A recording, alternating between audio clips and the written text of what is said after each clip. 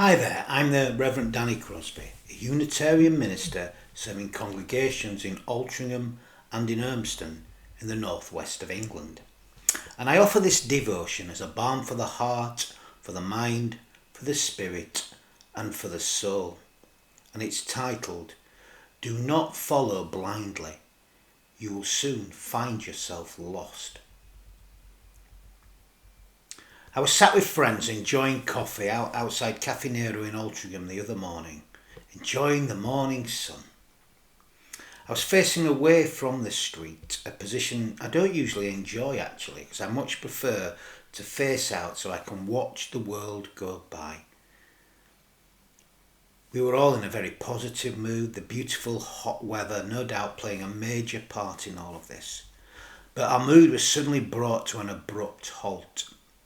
There was some kind of distressed sound kind of heard from behind me. I didn't know what the heck it was.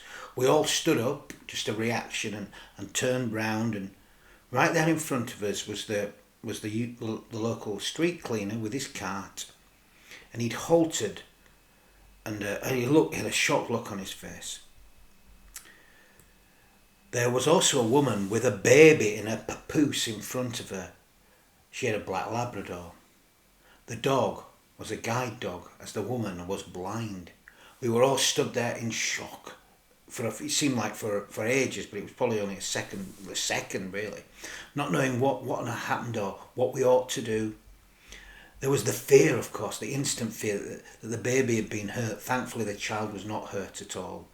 And the woman was just in shock and in tears, and she was led by some of the people to sit down with us outside the coffee shop. And the street cleaner was okay too.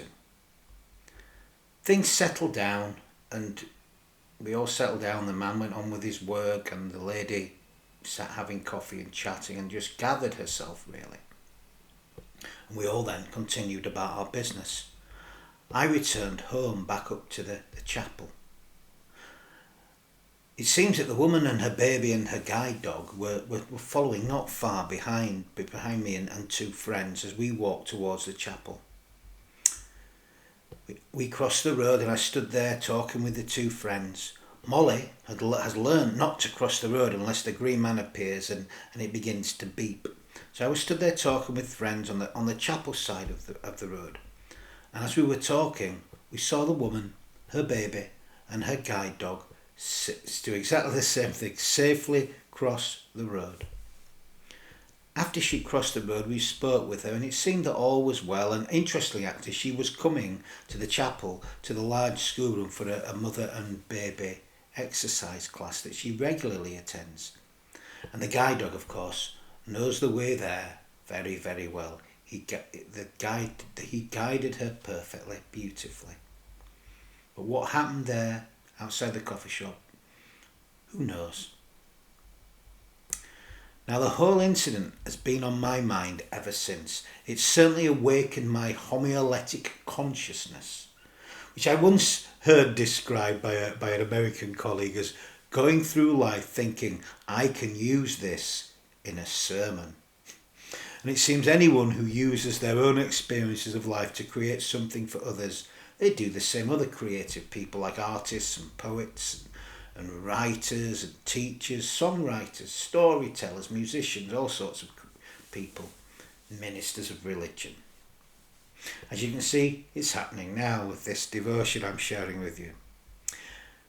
But the incident got me thinking about how much the woman has to trust in her guide dog to live freely in this world. What an amazing thing it is. How much that incident must have shaken her up. How frightening it must have been, not only for her own safety, but for that of her baby in a papoose there resting against her heart.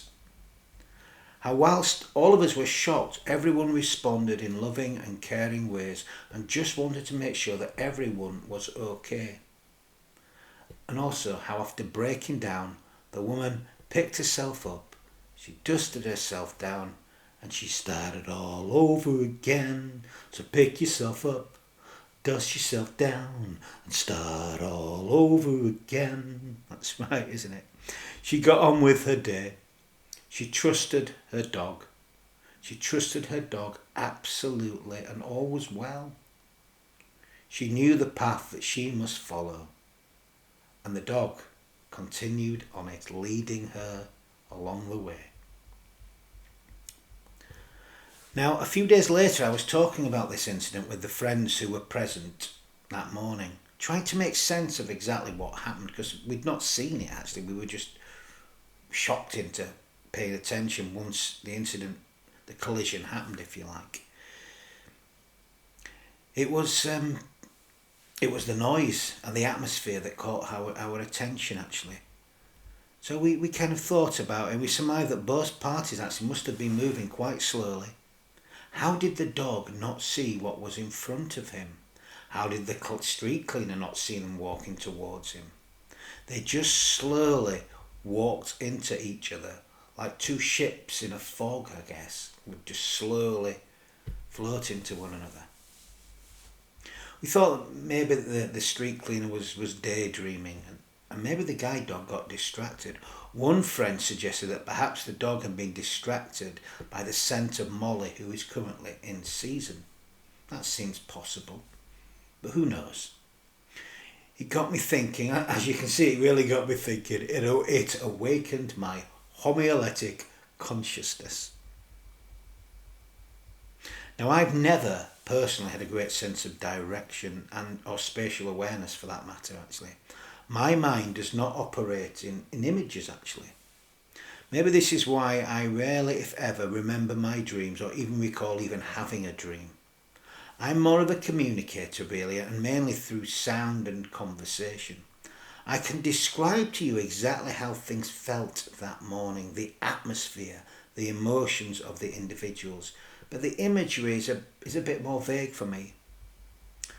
I have other friends who will be able to describe who was where exactly, what people were wearing and what the individuals looked like. They would be good in a police crime scene. I'm not sure I would. We're all different, aren't we? It's very important to understand how we experience life differently, actually. We truly do not think alike, although I do like to believe we can all love alike. Now, while my way of operating has some advantages, there are disadvantages to it too. I get lost very easily. That's why, since I learned to drive, I have always relied on satellite navigation. Moving on to the Waze system in more recent years. It seems more fun. I like the voice. And it's usually proved reliable. The great thing about it is if you take a wrong turn, it will quickly adjust and direct you back on track. And generally this has worked out well, but once or twice it's not, but that's because I've not paid attention. SatNav is very good, but it cannot be relied upon 100%. Sometimes it can send you down the wrong path, the wrong road, especially if you follow its directions without any question. SatNav is a good guide, but you must never stop trusting your own eyes or your own common sense. No guide is 100% reliable all of the time, even the best trained guide dogs, it seems.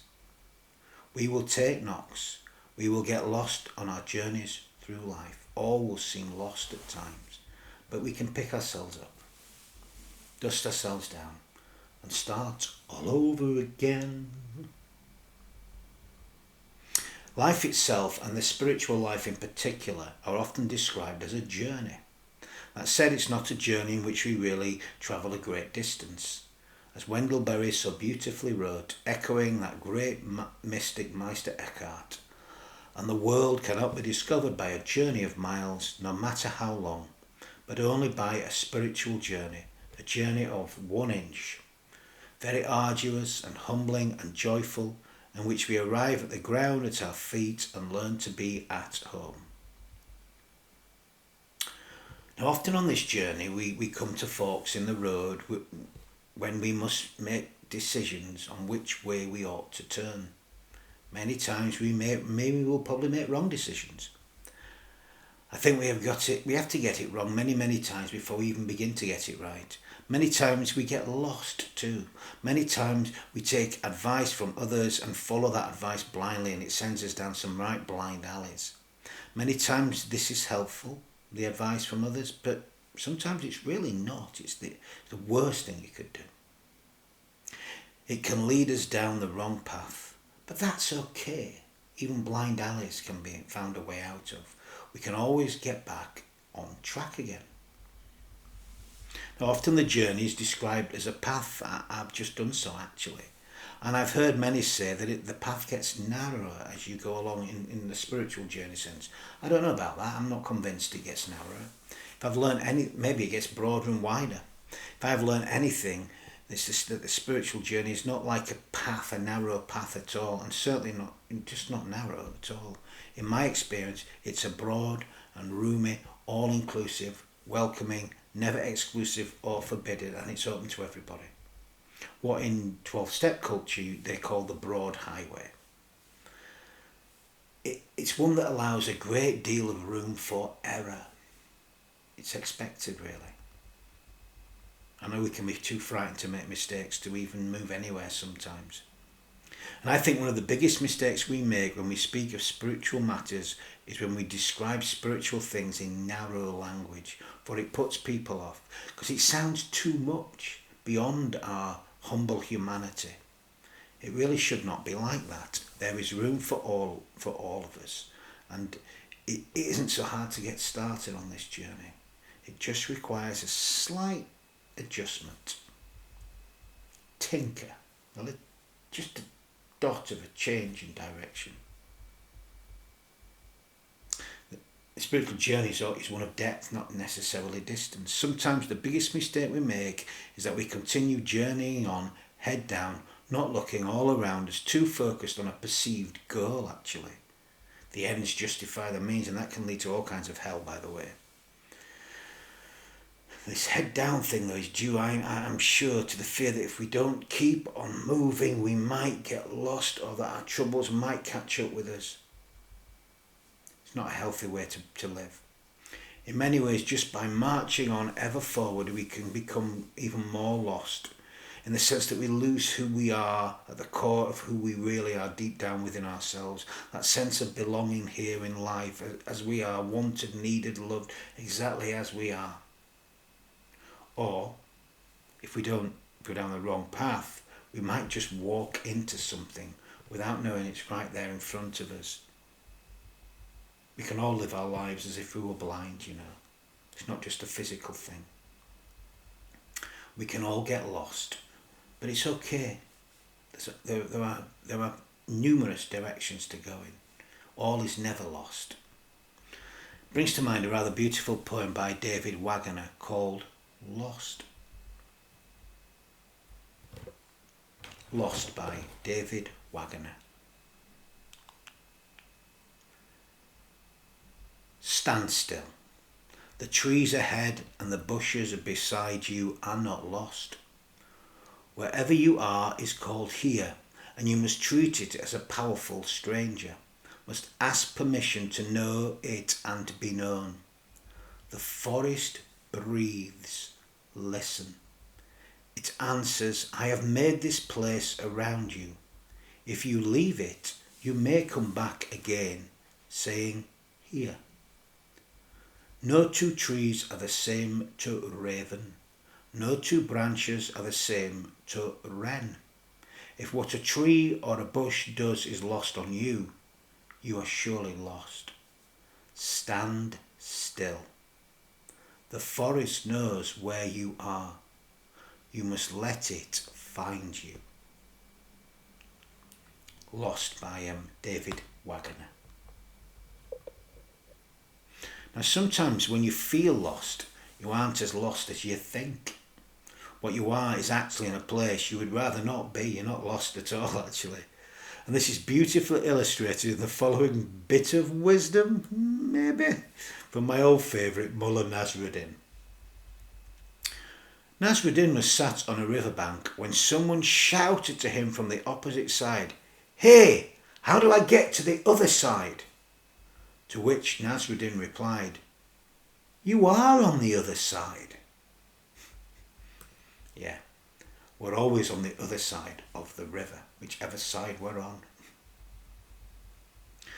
Throughout our journeys, we've passed through many stages of our lives, and looking back, no doubt we can see these many different staging points, moments in our lives that have made us who we are, that have deepened our experience of life, and have given us wisdom to pass on to others. That's if they want it, of course. And on our journeys, there are not only staging posts, but there are guides too, guideposts.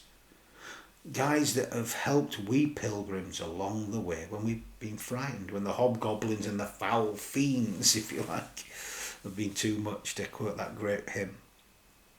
Sometimes we've paid heed of the guides, and others we've not paid heed to, actually. Some ancient, some contemporary. They're there all around us if we search. If you look for me, you will find me. But hopefully we've never followed anything blindly, because sometimes, no doubt, we do follow blindly, but I hope we haven't done it too much, because sometimes we trust implicitly. A bit like those sat-nav horror stories we hear where you end up in a lake. You've got to keep your senses open at all times. We have to learn to trust our senses as well as that sixth sense too, the inner voice, the inner light that speaks to us when we have ears to hear and eyes to see. So we should never follow blindly. And the ancient stories give many great examples of the different types of journeys, pilgrimages and odysseys that we can undertake. In his meditation, The Spiritual Journey, David O. Rankin names a few who have walked courageously through their journeys. He states, "It is Moses leading the Jews through the desert of Sinai, and Jesus enduring the temptation in the wilderness of Israel, and Buddha seeking enlightenment along the dusty roads of India. It is the glorious voyage of Odysseus in Homer's Odyssey, the narrow path through the circles of hell in Dante's Inferno, and the confessions of the travellers in Chaucer's Canterbury Tales.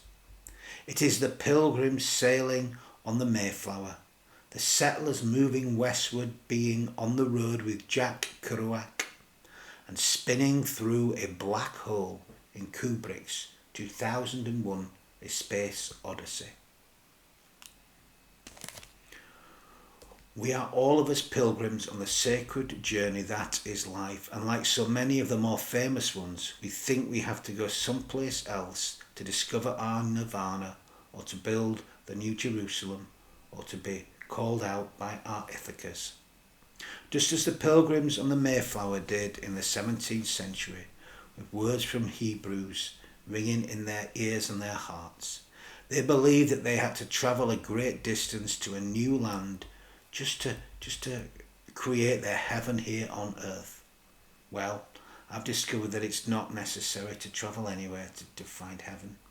You do not have to travel great distances to experience the beautiful journey, and you do not need to travel great distances to build the New Jerusalem, for it must be here now, in our own hearts, or it's nowhere, really. The kingdom of love, that kingdom of love, has to be built here and now in the temples of our own hearts and in our own lives, in our own communities, here and now, not some distant land. It's the same about finding ourselves, I suspect, actually, once again, when we feel lost. Who or what do we listen to when we feel lost? Well, I'm learning actually to listen to that inner voice, that light that shines bright within all of us, that spark of the divine that is within everything, that which awakens the sense of my senses, that which guides me home no matter how lost I am, and that which allows me to be at home wherever my feet are planted, that kingdom of love within me, within each of us, within everything actually. Let love be our navigator. It will always lead us home to that place where we all belong. You see, the problem isn't getting lost. We all get lost at times. The problem is losing faith that you cannot find your way again. The key is how we live when we find ourselves lost. Do we close down and get lost deeper in our fear? Or do we pause and reach out and ask for help from those loving forces that are all around us, those visible and invisible forces, those helping hands, that the seen and the unseen? everywhere. I saw a beautiful example of faith and trust the other day, sat outside Kathy Nero in Altrincham. A woman who had experienced a terrifying knock. It must have been an awful shock to her confidence in herself, and in her beautiful guy, that beautiful black Labrador. But she took stock. She accepted help and she accepted comfort. And then she got up once again with her baby safe and secure in her papoose. That papoose hanging there in the front of her heart. She started all over again. She trusted her guide dog and she continued on her way with her daily activities. I saw that she had absolute trust and no fear as she waited to be guided across that road on that crossing. What a beautiful example of faith and trust, and most of all of love. Thank you. I'm going to end this devotion with some final words of blessing. You know, we can all bless. We need to bless more, actually. We bless life by giving ourselves fully to life in body, mind, spirit and soul. We can all bless. And it begins by giving ourselves wholly to life. So some final words of blessing. May the love that overcomes all differences, that heals all wounds, that puts to flight all fears, that reconciles all who are separated. May that love be in us and among us now and always. And may God go with us, and may that love do so in all that we feel, in all that we think, in all that we say, in all that we do. Amen.